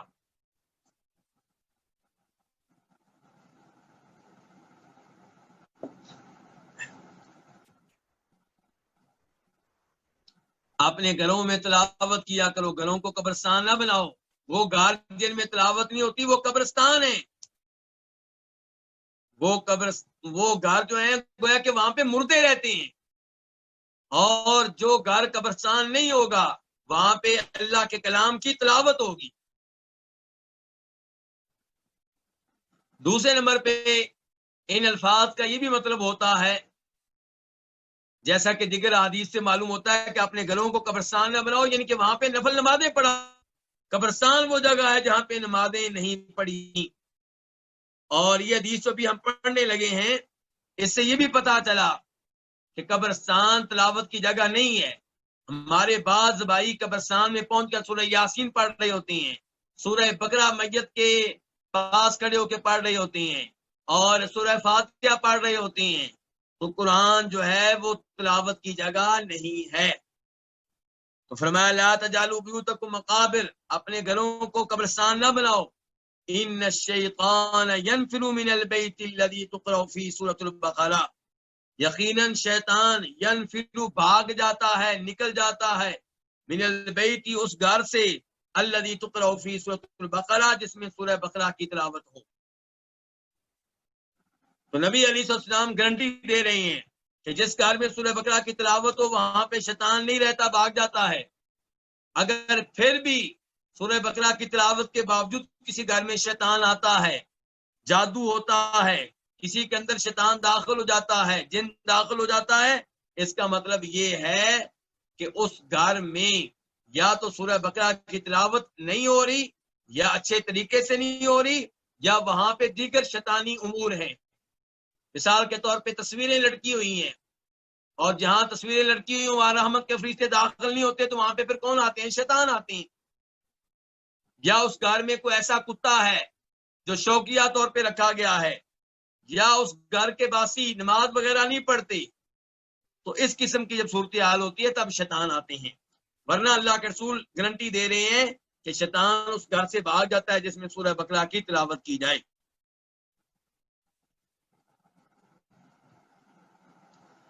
اب لوگ کیا چاہتے ہیں؟ لوگ چاہتے ہیں تلاوت نہ کرنا پڑے. ہم گھر میں تختی لگوا لیتے ہیں لکھ کر جس میں سورہ بقرہ ہوگی، آیت الکرسی لکھ کر لٹکا دیں گے. تو قرآن کریم اس لیے نہیں آیا کہ آپ اسے گھروں میں تعویذ کے طور پہ تختیوں کی شکل میں لٹکائیں. قرآن اس لیے آیا کہ آپ اس کی تلاوت کریں. قرآن سے شفا ملتی ہے، شفا لیں تلاوت کر کے. گلے میں تعویذ پہن لینا، دیواروں پہ سورہ بقرہ لکھ کر لگا لینا کہ گھر میں آگ نہیں لگے گی، شیطان نہیں آئے گا، بیماریاں نہیں آئیں گی، تو یہ اس سے تعویذ کے طور پہ استعمال کرنا ہے، اور یہ ثابت نہیں ہے. البتہ اگر آپ اس لیے سورہ بقرہ لکھ کر لگاتے ہیں تاکہ مجھے اس کی تلاوت کرنا یاد آ جائے، آیت الکرسی اس لیے لکھ کر لگاتے ہیں کہ میں اس سے پڑھ پڑھ کے اس کو زبانی یاد کر لوں گا، اور جب بھی دیکھوں گا میں تلاوت کر لوں گا، تو اس میں کوئی حرج نہیں ہے. اس کے بعد حدیث نمبر 188 188، اور اس حدیث کو اپنی کتاب میں کون لے کر آئے ہیں؟ امام مسلم. عن ابی امامۃ الباہلی، ابو امامہ باہلی رضی اللہ عنہ سے روایت ہے، قال وہ کہتے ہیں سمعت رسول اللہ صلی اللہ علیہ وسلم یقول، میں نے نبی علیہ الصلوۃ والسلام کو سنا کہ آپ کہہ رہے تھے اقرأ القرآن، قرآن کی تلاوت کرو، فإنه یأتی یوم القیامۃ شفیعا لأصحابہ، کیونکہ یہ قیامت کے دن آئے گا اپنے اصحاب کے لیے سفارشی بن کر. قرآن کے اصحاب کون ہیں؟ جو قرآن پہ ایمان لاتے ہیں، جو قرآن کی تلاوت کرتے ہیں، جو قرآن حفظ کرتے ہیں، جو قرآن کی تفسیر سیکھتے ہیں، جو قرآن کا ترجمہ سیکھتے ہیں. یہ کون ہو گئے؟ اصحاب قرآن. قرآن کا حافظ کون ہے؟ صاحب قرآن. قرآن پہ ایمان لانے والا کون ہے؟ صاحب قرآن. قرآن پہ عمل کرنے والا کون ہے؟ صاحب قرآن. تو فرمایا قرآن کی تلاوت کیا کرو، کیونکہ یہ قیامت کے دن آئے گا اپنے اصحاب کے لیے سفارشی بن کر اقرأ الزہراوین تلاوت کیا کرو ان دو صورتوں کی جو روشن صورتیں ہیں. زہراوین، زہرا کا تسنیہ، زہراوین دو زہرا اور ایک کیا ہوا زہرا، اور زہرا مؤنث کا لفظ ہے، اس کا مذکر کیا ازہر، روشن چیز کو کہتے ہیں، چمکتی چیز کو کہتے ہیں. تو فرمایا اقرأ الزہراوین دو روشن صورتوں کی تلاوت کیا کرو. کون سی روشن صورتیں ہیں؟ البقرہ و سورۃ آل عمران، سورہ بقرہ اور سورہ آل عمران. فإنہما تأتیان یوم القیامہ کیونکہ یہ دونوں قیامت کے دن آئیں گی. کأنہما غمامتان گویا کہ یہ دونوں بادل ہیں. قیامت کے دن یہ دونوں صورتیں ایسے آئیں گی گویا کہ یہ بادل ہیں اور سایہ دیں گی کس کو؟ جو ان کی تلاوت کرتا تھا، جس نے ان کو حفظ کیا تھا، جو ان کا اہتمام کرتا تھا. تو یہ دونوں صورتیں قیامت کے دن آئیں گی گویا کہ غمامتان یہ دونوں بادل ہیں. او کأنہما غیایتان یا یہ دونوں سائبان ہیں. او کأنہما فرقان من طیر صواف یا گویا کہ یہ دونوں پر پھیلائے ہوئے پرندوں کی دو ڈاریں ہیں. فرقانی دو ڈاریں، دو جھنڈ کن کے؟ پرندوں کے. طیر کا معنی پرندے، صواف صافت ان کی جمع ہے، پر پھیلائے ہوئے. تو پر پھیلائے ہوئے دو پرندے اگر آپ کے اوپر ہوں تو پھر بھی آپ کو سایہ ملے گا اور آپ کی عزت میں بھی اضافہ ہوگا، گویا کہ آپ کو سلامی دی جا رہی ہے. تو فرمایا یہ دونوں صورتیں تاتیانی آئیں گی قیامت کے دن گویا کہ یہ دونوں بادل ہیں، یا گویا کہ یہ دونوں سائبان ہیں، یا گویا کہ یہ دونوں کیا ہیں؟ پر پھیلائے ہوئے پرندوں کی دو ڈاریں ہیں.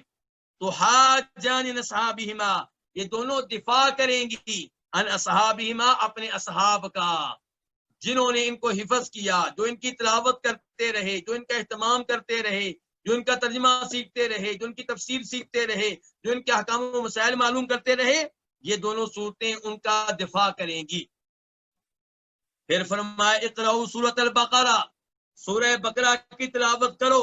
فإن أخذها برکہ کیونکہ یہ لینا، اخذها اسے لینا، کسے؟ سورہ بقرہ حاصل کرنا، اسے یاد کرنا، اس کی تلاوت سیکھنا. فإن أخذها کیونکہ اس سے حاصل کرنا کیا ہے؟ برکتن باعث برکت ہے. کس کے لیے؟ جو اس کی تلاوت کرے گا. وترکها اور اسے ترک کر دینا، سورہ بقرہ کو ترک کر دینا، حسرتن باعث ندامت ہوگا. کس کے لیے؟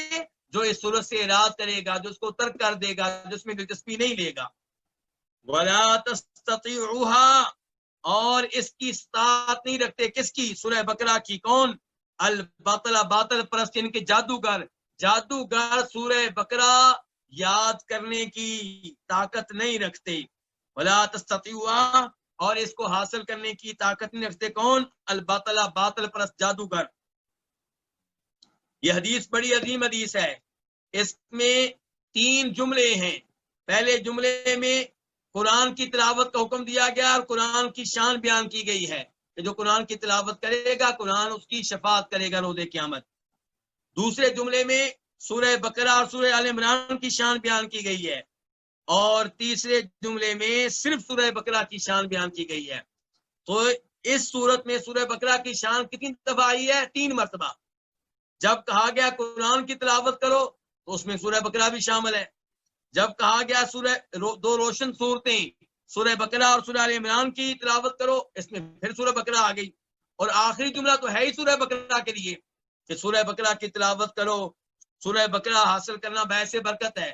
لوگ کہتے ہیں جی پیر صاحب نے پانی پیا ہے گلاس میں، ان کا جھوٹا میں پیوں گا. کیوں جی؟ تبرک کے طور پہ برکت مل جائے گی. اور غلط طریقوں سے برکت نہ لیا کرو، یہ صحیح طریقے ہیں برکت لینے کے. سورہ بقرہ پڑھیں، یاد کریں، حافظ بنیں، بچوں کو یاد کروائیں، انشاءاللہ یہ سورت ان کے لیے باعث برکت ہوگی.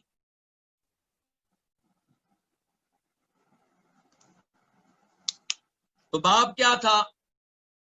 دوسرا باب کیا تھا؟ سورہ بقرہ کی فضیلت، سورہ آل عمران کی فضیلت اور آیت الکرسی کی فضیلت. اور ان روایات میں یہ تمام چیزیں یقیناً آئی ہیں.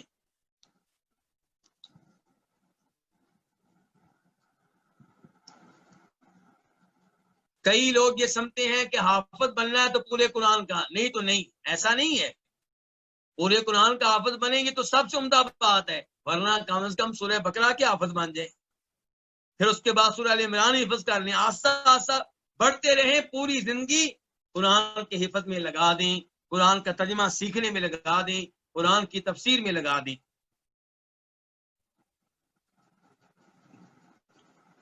امام ابن تیمیہ رحمہ اللہ، جن کی پوری زندگی دین اسلام کی خدمت میں گزری ہے اور غلط عقائد والے لوگوں سے مقابلہ کرتے ہوئے گزری ہے، کبھی عیسائیوں کے خلاف کتاب لکھ رہے ہیں، کبھی رافضیوں کے خلاف جو صحابہ کرام کے دشمن تھے ان کے خلاف کتاب لکھ رہی ہیں، کبھی عقل پرستوں کے خلاف جو عقل کی وجہ سے قرآن و حدیث کی کئی چیزوں کو رد کر دیتے تھے ان کے خلاف کتاب لکھ رہی ہیں۔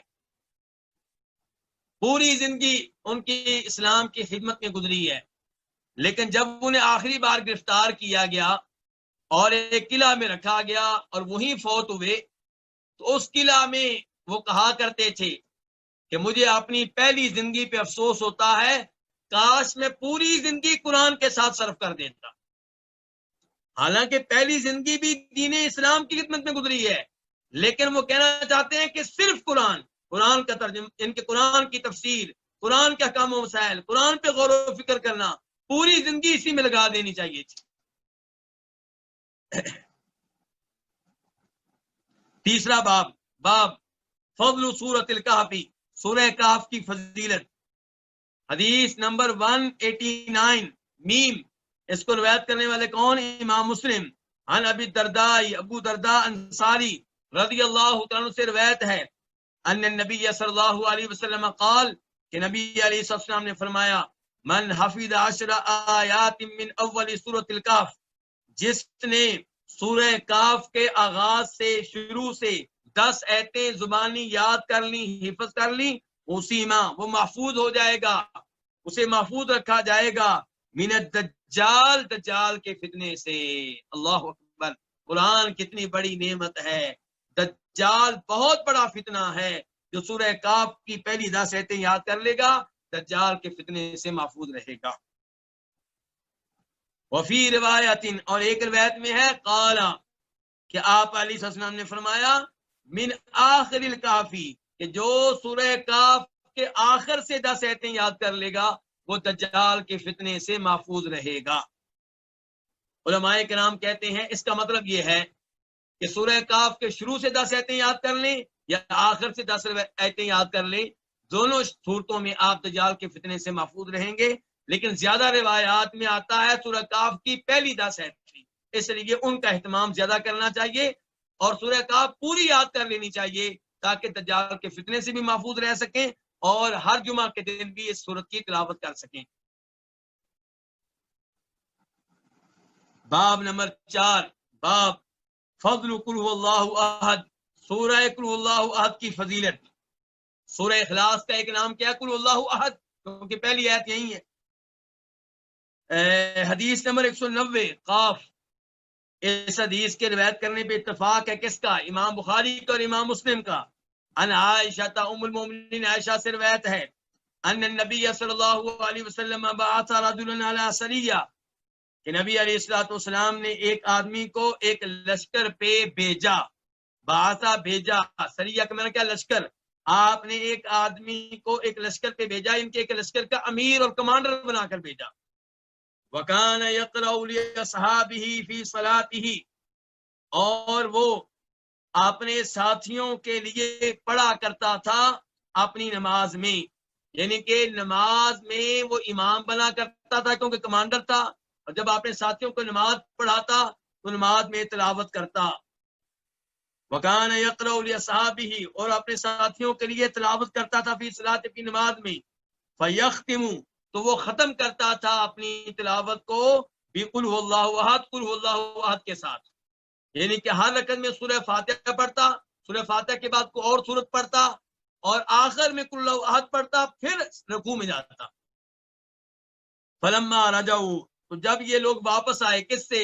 جہاد سے، ذَكَرُوا ذَلِكَ، انہوں نے اس بات کا تذکرہ کیا، کس سے؟ نبی علیہ الصلوۃ والسلام سے۔ فقال، تو آپ نے کہا، سلو، اس آدمی سے پوچھو، اس سے سوال کرو، لِأَيِّ شَيْءٍ يَصْنَعُ ذَلِكَ، کس وجہ سے یہ کام کرتا تھا، کس وجہ سے ہر رکعت میں آخر میں رکوع میں جانے سے پہلے قل اللہ احد کی تلاوت کرتا تھا، یہ کیوں کرتا تھا، اس سے پوچھو۔ فَسَأَلُوهُ، تو ان لوگوں نے اس آدمی سے پوچھا، فقالت، اس نے کہا، لِأَنَّهَا صِفَةُ الرَّحْمَٰنِ، کیونکہ یہ سورت رحمان کی صفات پہ مشتمل ہے، اس میں رحمان کا تعارف ہے، رحمان کے نام ہے، ناموں میں بھی صفتیں ہیں۔ قل هو اللہ احد، اللہ ایک ہے، اللہ الصمد، اللہ بے نیاز ہے، لم یلد ولم یولد، نہ کسی کا والد ہے نہ کسی کی اولاد ہے، ولم یکن لہ کفوا احد، اس کا کوئی بھی ہمسر نہیں ہے۔ تو ساری صورت اللہ کا وصف ہے، اللہ کا تعارف ہے۔ وَأَنَا أُحِبُّ، اور میں محبت کرتا ہوں اس بات سے کہ ان اقرا بہا، کہ میں تلاوت کروں اس صورت کے ساتھ، کیونکہ اس میں کیا ہے، رحمان کے اوصاف ہیں۔ فقال النبی صلی اللہ علیہ وسلم، تو نبی علیہ السلام نے فرمایا، اخبروہ، اس آدمی کو بتا دو، ان اللہ یحب، کہ خود اللہ تعالیٰ اس سے محبت کرتا ہے۔ یہ اللہ کی صفات سے محبت کرتے ہوئے سورہ اخلاص کی تلاوت بار بار کرتا ہے، تو اللہ تعالیٰ نے اس کو اپنا محبوب بنا لیا ہے، اللہ اس کے محب بن گئے۔ تو اس سے قل اللہ احد کی فضیلت معلوم ہوئی، اور اس سے یہ پتہ چلا کہ رحمان کے ناموں اور صفات کا آپ اہتمام کریں گے تو اللہ آپ کو اپنا محبوب بنا لے گا۔ جب آپ کو دلچسپی ہوگی اللہ کے نام کون سے ہیں، ان کا معنی کیا ہے، اللہ کی صفات کیا ہے، تو اللہ تعالیٰ بھی آپ سے محبت کرے گا۔ اور اس سے یہ بھی پتا چلا کہ اللہ تعالیٰ اپنے کئی بندوں سے محبت کرتا ہے، اور محبت کرنا اللہ کی صفت ہے، کلام کرنا اللہ کی صفت ہے، کسی کی گفتگو سننا اللہ کی صفت ہے۔ یہاں پہ آخری لفظ کیا ہے، یحبہ، اللہ تعالیٰ محبت کرتے ہیں اس آدمی سے۔ تو اللہ تعالیٰ کی محبت ہم یہ بھی مانتے ہیں اور تعویل نہیں کریں گے۔ گمراہ فرقے، گمراہ لوگ، غلط لوگ یہاں پہ بھی تعویل کرتے ہیں، کہتے ہیں نہیں یہ ممکن نہیں ہے کہ اللہ محبت کرے، اور اللہ کے رسول کہہ رہے ہیں اللہ محبت کرتا ہے، تم کیوں کہتے ہیں ممکن نہیں ہے؟ کہتے ہیں نہیں جی یہ لفظ مناسب نہیں ہے اللہ تعالیٰ کے لیے، تو پھر کیا تعویل کریں گے، کیا اس کا معنی مراد لیں گے؟ کہتے ہیں کہ اس کا معنی یہ لیں گے کہ اللہ تعالیٰ جس سے محبت کرتے ہیں اللہ اس کو ثواب دیتے ہیں، اس کو اجر و ثواب دیتے ہیں۔ حقیقی محبت اللہ تعالیٰ نہیں کرتے، یہ غلط تعبیر ہے، اور ہمارا ایمان ہے کہ اللہ حقیقی طور پہ محبت کرتے ہیں، لیکن اللہ کی محبت میں کوئی عیب نہیں ہے، کوئی کمی نہیں ہے، کوئی کمزوری نہیں ہے۔ اللہ کی محبت ویسے ہے جیسے اللہ کے شان نشان ہے۔ حدیث نمبر 191 191 میم، اس کو روایت کرنے والے کون؟ امام مسلم۔ عن ابی الدرداء، ابو درداء رضی اللہ تعالیٰ عنہ سے روایت ہے، عن النبی، وہ نبی صلی اللہ علیہ وسلم سے روایت کرتے ہیں، قال، کیا آپ نے کہا، ایعجز احدکم ان یقرأ فی لیلۃ ثلث القرآن، کیا تم میں سے کوئی اس بات سے عاجز ہے، بے بس ہے کہ وہ تلاوت کرے ایک رات میں قرآن کے ایک تہائی کی، یعنی کہ ہر رات قرآن کا ایک تہائی کتنا بنتا ہے آج کل؟ 10 پارے بنتے ہیں۔ تو فرمایا ایعجز احدکم، کیا تم میں سے کوئی عاجز آ جاتا ہے، ان یقرأ، اس بات سے کہ وہ تلاوت کرے، فی لیلۃ، ایک ہی رات میں، ثلث القرآن، قرآن کے ایک تہائی کی، قرآن کے تیسرے حصے کی۔ قالو، تو انہوں نے کہا، صحابہ کرام نے کہا، وکیف یقرأ ثلث القرآن، اور کیسے تلاوت کرے قرآن کے ایک تہائی کی، یعنی کہ ہر رات قرآن کے ایک تہائی کی تلاوت کرے۔ قال، تو آپ نے کہا، قل هو اللہ احد، سورہ قل اللہ احد تعدل، برابر ہے، ثلث القرآنی، قرآن کے ایک تہائی کے، قرآن کے ایک تہائی کے برابر کیا ہے؟ سورہ اخلاص۔ کیسے، کیوں؟ علماء کرام اس کی وضاحت میں فرماتے ہیں، اس لیے کہ قرآن میں بڑے بڑے علوم کون کون سے ہیں؟ نمبر 1 توحید کا علم، نمبر 2 شریعت کا علم، احکام کا، اذان دینا، وضو کرنا، غسل کرنا، یہ چیزیں، نمبر 3 قرآن کا علم کیا؟ اخلاق سکھانا، اور سورہ اخلاص میں عقیدہ آ گیا ہے۔ تو قرآن کے بڑے بڑے علم 3 ہیں، تو جب قرآن میں عقیدہ آ گیا تو گویا کہ قرآن ایک تہائی، سورہ اخلاص کیا ہو گئی؟ ایک تہائی ہوگی، کیونکہ سورہ اخلاص میں کیا آ گیا؟ عقیدہ آ گیا، توحید آ گئی ہے۔ سورہ اخلاص میں کیا آ گئی ہے؟ توحید۔ قرآن کے بڑے بڑے علوم کتنے ہیں؟ 3۔ نمبر 1 توحید عقیدہ، یعنی کہ نمبر 2 شریعت کا علم، احکام کا، نماز روزے کا، نمبر 3 اخلاق کا۔ اور سورہ اخلاص کے چیز پہ مشتمل ہے، توحید پہ، تو گویا کہ اس میں قرآن کا 1/3 آ گیا معنی و مفہوم کے لحاظ سے، مضمون کے لحاظ سے۔ اور کچھ علماء کرام یہ کہتے ہیں کہ قرآن میں یا واقعات ہیں، قصص، یا احکام ہیں، اور یا پھر کیا ہے؟ اللہ تعالیٰ کی صفات ہیں۔ تو 3 چیزیں ہوگی، قرآن 3 حصوں میں تقسیم ہو گیا۔ تو سورہ اخلاص میں اللہ کی صفات آئی ہیں، تو گویا کہ قرآن، سورہ اخلاص ایک قرآن کا 1/3 ہے۔ تو بہرحال ہر رات سورہ اخلاص کی تلاوت کریں اور 1/3 قرآن کا ثواب لیں۔ اس سے سورہ اخلاص کی فضیلت بھی معلوم ہوئی اور اللہ کے فضل و کرم کا علم بھی ہوا، اللہ کی رحمت کا بھی علم ہوا۔ یہ تھوڑی سی تلاوت پہ اللہ کتنا اجر و ثواب دے رہے ہیں۔ وفی روایت، اور ایک روایت میں ہے، قال کہ آپ علیہ الصلوۃ والسلام نے فرمایا، ان اللہ، بے شک اللہ تعالیٰ نے، جزا القرآن، قرآن کو تقسیم کیا ہے 3 اجزاء، 3 اقسام میں۔ فجعل قل هو اللہ احد، تو اللہ تعالیٰ نے قل اللہ احد کو بنا دیا ہے جزءاً، ایک حصہ، من اجزاء القرآن، قرآن کے 3 حصوں میں سے۔ تو اللہ نے قرآن کو 3 حصوں میں تقسیم کیا، اور قل اللہ احد کو اللہ نے قرآن کے 3 حصوں میں سے ایک حصہ بنا دیا۔ تو گویا کہ قل اللہ احد قرآن کا 1/3 ہو گئی، تیسرا حصہ ہو گئی، اسی لیے 1/3 تلاوت کا ثواب ملتا ہے۔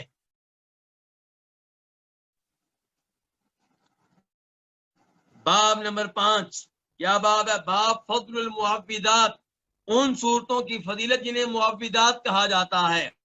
معوذات یہ جمع کا لفظ ہے۔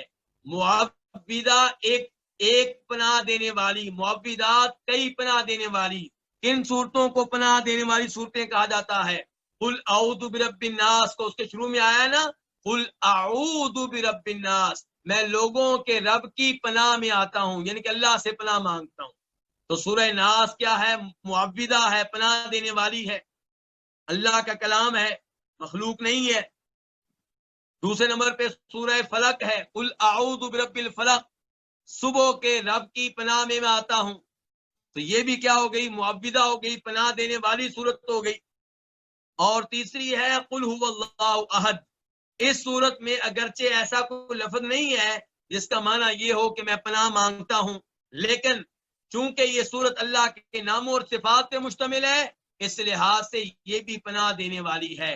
جو یہ 3 صورتیں پڑھے گا وہ اللہ کی پناہ میں آ جائے گا، اللہ کی حفاظت میں آ جائے گا، شیطان کے شر سے بچ جائے گا، جادو وغیرہ سے بچ جائے گا۔ تو یہ 3 صورتیں کیا ہیں؟ معوذات، پناہ دینے والی، پناہ دینے والی صورتوں کی فضیلت۔ حدیث نمبر 192 اس کو روایت کرنے والے کون ہے؟ صرف امام بخاری۔ ان عائشہ ام المؤمنین، عائشہ سے روایت ہے، ان النبی صلی اللہ علیہ وسلم کان اذا آوى الى فراشه، کہ جب نبی علیہ الصلوۃ والسلام اپنے بستر پہ تشریف لاتے تھے، کس لیے؟ سونے کے لیے، کل لیلۃ، ہر رات، جمع کفیہ، تو آپ اپنی دونوں ہتھیلیوں کو جمع کرتے، یہ ہتھیلی ہوتی ہے، یہ ہتھیلیاں ہیں، دونوں کو جمع کرتے، ثم نفث فیہما، پھر ان دونوں میں کیا کرتے؟ پھونک مارتے، فقرأ فیہما، تو ان دونوں میں تلاوت کرتے، کس کی؟ قل هو اللہ احد کی، قل اعوذ بالفلق کی، قل اعوذ بالناس کی، ثم یمسح بہما، پھر ان دونوں کو پھیرتے، کہاں پہ؟ مستطاع من جسدہ، اپنی جسم میں سے جس جگہ پھیرنے کی استطاعت رکھتے، جہاں تک ہاتھ پہنچتا، یبدأ بہما، آپ آغاز کرتے تھے ان 2 ہاتھوں کے ساتھ، علی راسہ، اپنے سر سے، ووجہہ، اپنے چہرے سے، یعنی کہ پہلے اپنے سر پہ ہاتھ پھیرتے، پھر اپنے چہرے پہ ہاتھ پھیرتے، وما اقبل من جسدہ، اور آپ اپنے جسم کے سامنے والے حصے پہ ہاتھ پھیرتے، اور دوسری روایت میں آتا ہے پھر پچھلے حصے پہ ہاتھ پھیرتے، یفعل ذلک 3 مرات، ایسا آپ 3 مرتبہ کیا کرتے تھے۔ اچھا جی، اب یہاں پہ معلوم ہوا کہ نبی علیہ الصلوۃ والسلام بستر پہ آتے تو آپ یہ 3 سورتیں پڑھا کرتے تھے، ان کی تلاوت کیا کرتے تھے، اور پھر اپنے ہاتھوں میں پھونکتے ہلکی تھوک کے ساتھ، اور پھر اپنے ہاتھوں کو پورے جسم پہ پھیرتے۔ یہ ہے سونے کے آداب۔ اور آج کل ہمارے بچے، ہمارے نوجوان سوتے ہیں ڈرامہ دیکھتے ہوئے، فلمیں دیکھتے ہوئے، موسیقی سنتے ہوئے، میوزک سنتے ہوئے۔ تو کیا رب کی رحمتیں نازل ہوں گی؟ تو کیسے اللہ کی پناہ میں آئیں گے؟ تو اللہ کی پناہ میں آنے کا طریقہ یہ ہے۔ یہاں پہ ایک سوال پیدا ہوتا ہے۔ سوال کیا ہے کہ یہاں پہ عائشہ کہہ رہی ہیں کہ جب آپ رات کو بستر پہ آتے، اپنی ہتھیلیوں کو جمع کرتے، ملاتے آپس میں، پھر ان میں پھونکتے اور پھر تلاوت کرتے۔ اس کا مطلب ہے پھونکیں پہلے ماری جاتی، تلاوت بعد میں ہوتی۔ حالانکہ عام طور پہ لوگ کیا کرتے ہیں، پہلے تلاوت کرتے ہیں پھر پھونکے مارتے ہیں۔ تو امام عینی ایک بڑے امام گزرے ہیں، وہ اپنی کتاب میں لکھتے ہیں کہ یہ حدیث قرآن کی اس آیت کی طرح ہے جس آیت میں آیا ہے فَإِذَا قَرَأْتَ الْقُرْآنَ فَاسْتَعِذْ بِاللَّهِ مِنَ الشَّيْطَانِ الرَّجِيمِ، کہ جب آپ قرآن کی تلاوت کر لیں تو اعوذ باللہ من الشیطان الرجیم پڑھیں۔ اس آیت سے یہ لگ رہا ہے کہ جیسے تلاوت پہلے ہوگی، اعوذ باللہ آخر میں ہوگا، جبکہ سارے لوگ پہلے اعوذ باللہ پڑھتے ہیں، بعد میں تلاوت کرتے ہیں۔ تو اس آیت کا مطلب پھر کیا ہے کہ فَإِذَا قَرَأْتَ الْقُرْآنَ، جب آپ تلاوت کر لیں مطلب نہیں ہے جب آپ تلاوت کرنے لگیں، جب تلاوت کا آپ ارادہ کریں تو پھر کیا کریں، اعوذ باللہ پڑھیں، یعنی کہ اس کے بعد پھر تلاوت کریں۔ اور یہی صورتحال یہاں پہ ہے کہ جمع کفئی، آپ اپنی ہتھیلیوں کو ملاتے، اکٹھا کرتے، ثم نفث فیہما، پھر ان دونوں میں پھونک مارتے، یعنی کہ پھونک مارنے کا ارادہ کرتے، فقرأ فیہما، چنانچہ آپ ان دونوں میں پڑھتے، یعنی کہ یہ تینوں صورتیں پڑھتے اور اس کے بعد پھونک مارتے۔ پہلے پھونک مارنے کا ارادہ کرتے اور پھونک مارتے کب؟ یہ 3 صورتیں پڑھ لینے کے بعد۔ ثم یمسح بہما، پھر آپ ان دونوں ہاتھوں کو پھیرتے، مستطاع من جسدہ، اپنی جسم میں سے جس جگہ ہاتھ پھیرنے کی استطاعت رکھتے۔ یبدأ بہما، ان 2 ہاتھوں کے ساتھ آپ آغاز کرتے، علی رأسہ، اپنے سر سے، ووجہ، اپنے چہرے سے، وما اقبل من جسدہ، اور اپنے جسم کے اس حصے سے جو آگے ہوتا ہے۔ یفعل ذلک، ایسا آپ 3 مرتبہ کرتے، 3 مرتبہ، یعنی کہ آپ یہ تینوں صورتیں پڑھتے، پھونک مارتے، ہاتھ پھیرتے، پھر تلاوت کرتے، ایسا آپ 3 مرتبہ کیا کرتے تھے۔ اس کے ساتھ ہی یہ تیسری فصل بھی اپنے اختتام کو پہنچی، اور چوتھی فصل انشاءاللہ آئندہ لیکچر میں پڑھیں گے، اور پھر تیسری کتاب کا آغاز ہو جائے گا۔ اللہ رب العزت سے دعا ہے کہ اللہ تعالی ہمیں نبی علیہ الصلوۃ والسلام کی احادیث پیار و محبت سے پڑھنے کی توفیق دے، اور جو ہم یہاں 1.5 گھنٹہ دیتے ہیں اس کے ایک ایک منٹ پہ اللہ تعالی ہمیں اجر و ثواب دے۔ اللہ تعالی ہم سب کو اخلاص دے، ان احادیث پہ عمل کرنے کی توفیق دے۔ وصلی اللہ تعالی علی نبیہ محمد وآلہ وصحبہ اجمعین۔